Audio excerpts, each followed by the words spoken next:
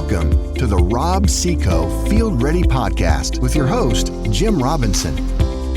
Hello and welcome back to the Rob Seco Field Ready Podcast. I'm your host, Jim Robinson. While the vast majority of grain has been harvested across the nation, and most of the field work is done and things have gotten settled down a little bit for winter, there's a lot of work going into preparing your seed this winter for spring planting. In today's episode, we're going to have a little sneak peek at what's happening with your seed as it's being prepared for 2021 planting. To help us talk about that today, we have Rob Seco's production manager, Aaron Wulf, joining us. Welcome, Aaron. Hello, Jim. Thanks for having me. Aaron, could you just tell us a little bit about who you are and what you do for Rob Seco? Well, as you mentioned, I am Rob Seco's production manager. As part of that role, I oversee all of our corn, soy, and soybean production. Work with those production companies that produce our product for us in producing a quality product all the way through to getting it to the bag. Excellent. So, first of all, when was the 2020 new crop of seed production actually harvested? I mean, we think about this a lot, and a lot of us tend to think about, harvests typically goes into November and that sort of thing. But does that differ for seed production? It definitely does. For seed production on corn, we would start in the late August timeframe and roll through the month of September into early October. So what kind of grain moistures are we looking at, and how does that harvest occur if we're harvesting so early? Harvest moistures can range depending on the hybrid, but they would typically start in that 39% and all the way down to the low 20s. 22 would be a typical year average of moistures or range of moistures. So why do you start that harvest so early? Why at such high grain moistures? Because obviously when it comes in the bag, we're not looking at 39% moisture corn. Exactly. We want to do seed corn harvest with those moistures due to quality. One of the key factors is avoiding a frost to avoid any germ loss due to frozen corn. The other reason is to keep it on the ear so that we can protect the seed as it comes in on the ear, protect it from any mechanical damage as we do the harvest.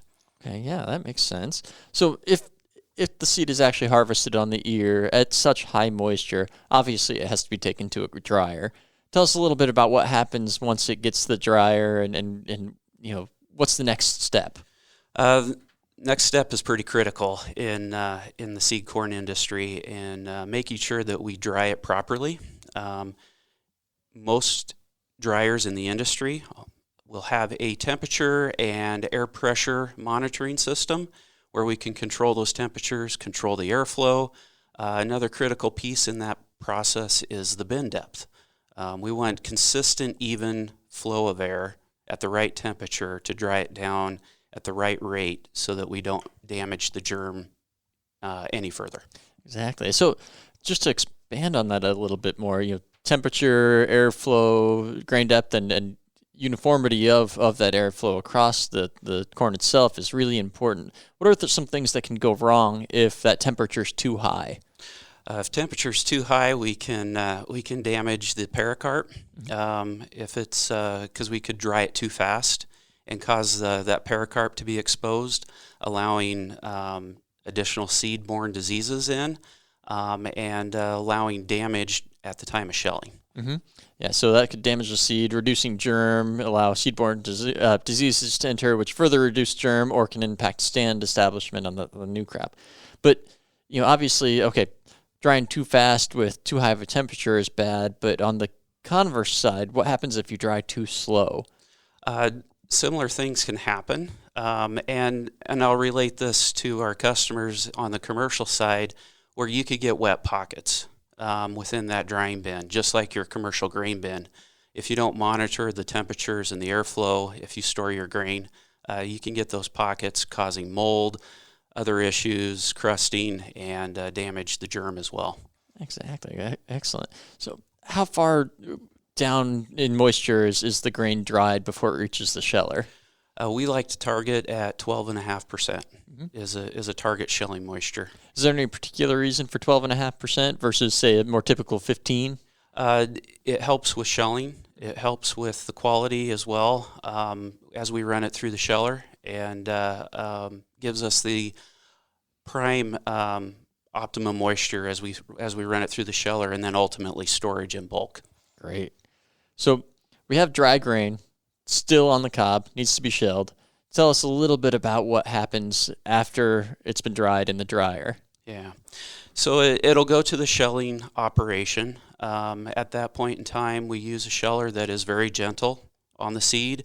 It does more rubbing, keeps that sheller mechanism full, and does more rubbing to rub the seed off the cob as opposed to other mechanisms that could be used.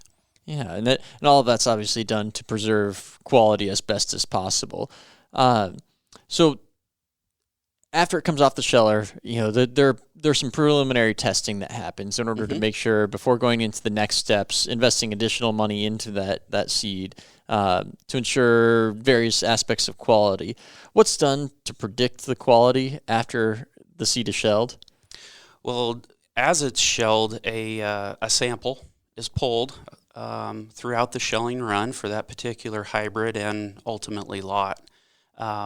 That sample is then used to determine many, many things, from quality to seed size to the number of units we're going to get out of that particular lot. Yeah. So that allows the whole predictive process that allows RobSeco to actually take orders against the seed in specific seed sizes and predicted package types and those sorts of things. And that, it's a lot of predictive nature to that. It's never going to be 100% accurate at that time, but correct. It'll be pretty darn close. So what's next for those bulk samples? So the predictive quality's taken off and it's been shelled, and then what? So, like I said, that'll go through a testing protocol for sizing it out. It will then, each one of those sizes will then go through a battery of tests.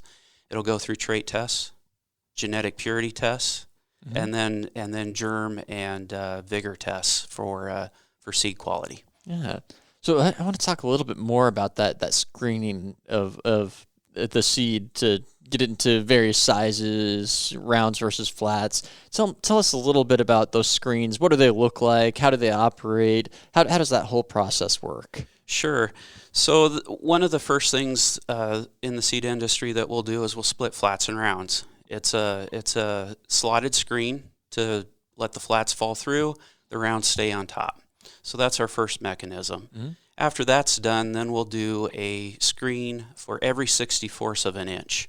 And each one of those screens are a round hold screen. Whether it's a flat or round, they go through a round hold screen. And from that, we'll measure the weight and volume by each 64th, which then helps us accumulate a seeds per pound. And then ultimately it converts to an predicted 80K unit that we'll get off that particular lot in that screen size. From there, we'll determine which screen sizes we can put together to make an optimum bag weight. Typically, we're in that 4 screen size range, which gets us, say, a large round, medium round, small round, and flats on the opposite side. Yeah. And so all the grain runs across the screen. Some falls through, some stays on top, and that's how things are separated out. But ultimately, there is a top and a bottom in totality, right? Yes. And so how does that usually look? What proportion of the grain goes above the top and the bottom? On average, it's going to vary by hybrid. Sure. Each hybrid, each lot will even vary, but typically right at 80% of the seed that is harvested in bulk will go into the bag. Excellent. So we've gone through the screens. We have the flats and the rounds separated. We have the large seed, medium seed, and the smalls all kind of separated out. What happens from there? I mean, that obviously, it's not going to go straight to the customer as yellow seed and things like that. What's the next step? Sure. So that sizing recommendation coming out of that sample off the sheller will then go to the conditioning tower, which will put those specific screens into the sizing machines. And what they'll do is they'll use that as a baseline to start sizing. And with those 464s. They'll put it across a gravity table to clean up mechanical damage, any insect damage that may have come through. We'll then put treatment on it. And then at the time of treatment is when we'll do the official final seeds per pound and bag weight calculation once we get that treatment on, and it goes to the bagger at that point. Yeah, so that's a great point. I mean, at this point is when the final seeds per pound are determined, and thus bag weights, because obviously when you treat, you're adding something to the seed. About how much weight does the treatment actually add on a per unit basis? About a half a pound is generally what would go on. Yeah, so a very small proportion of the entire bag weight, but sometimes we see that make a small flat turn into a medium flat as it comes over a threshold of that half pound can make an actual pretty significant difference. That is correct, Jim, and that's where we can have changes on seed size of predicted in October, November, December until it's finally bagged. Absolutely. So final germination's done, warm germs, cold germs, saturated cold germs. Genetic purity is finished out. How is genetic purity determined, first of all? Genetic purity can be done in multiple fashions.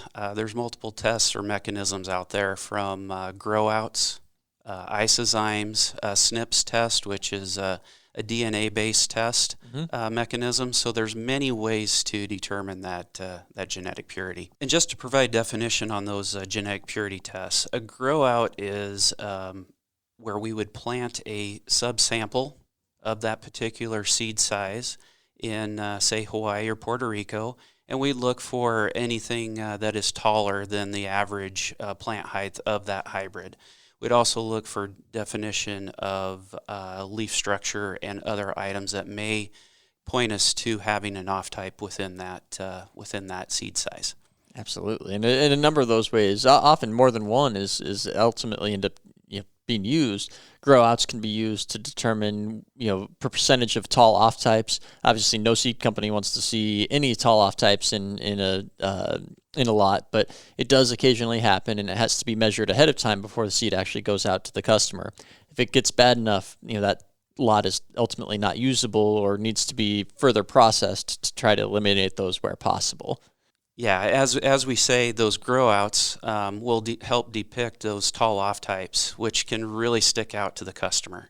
And they can really give a true visual, as we all are very visual people, to determine whether it's quality or not. Absolutely. I mean, we've seen cases where a given lot may have about 0.7% of tall off-types in the lot, and visually from the side of the road, it looks like 5, 6, 7% of the field is actually tall off-types. They stick out like a sore thumb. They do.